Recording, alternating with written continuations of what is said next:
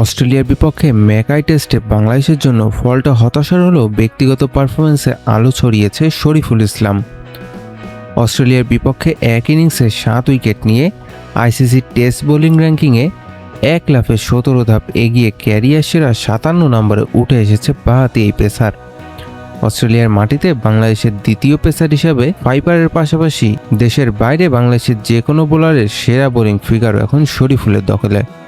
অন্যদিকে প্রথম টেস্টে দুর্দান্ত পারফর্ম করা হাসান মাহমুদ দ্বিতীয় টেস্টে ব্যর্থ হয়ে 9 ধাপ পিছিয়ে নেমে গেছে 47 নম্বরে।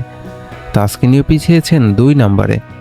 ব্যাটারদের মধ্যে মুশফিক 1 ধাপ এগিয়ে 17 আর নাজমুল শান্ত আছে 20 নম্বরে। তবে অস্ট্রেলিয়া সফরে 3 ইনিংসে ডাক মারা লিটন দাস 6 ধাপ পিছিয়ে নেমেছে 34 নম্বরে। আর অলরাউন্ডার মিরাজ এখনও 3 নম্বরে আছে। সব মিলিয়ে দল হারলেও র্যাঙ্কিংয়ে বাংলাদেশের অবস্থান কিন্তু এখনও দারুণ। এরই মধ্য দিয়ে অস্ট্রেলিয়া সফর শেষ। এবার বাংলাদেশের সামনে আফগানিস্তানের চ্যালেঞ্জ। সেপ্টেম্বরে ভারতের বিপক্ষে সিরিজ নিয়ে এখনও অনিশ্চয়তা থাকলেও অক্টোবরেই মাঠে ফিরেছেন নাজমুল হোসেন শান্ত ও লিটন দাসরা। সংযুক্ত আরব আমিরাতে আফগানিস্তানের বিপক্ষে একটি টেস্ট ও 3টি সাদা বলের ম্যাচ খেলবে বাংলাদেশ।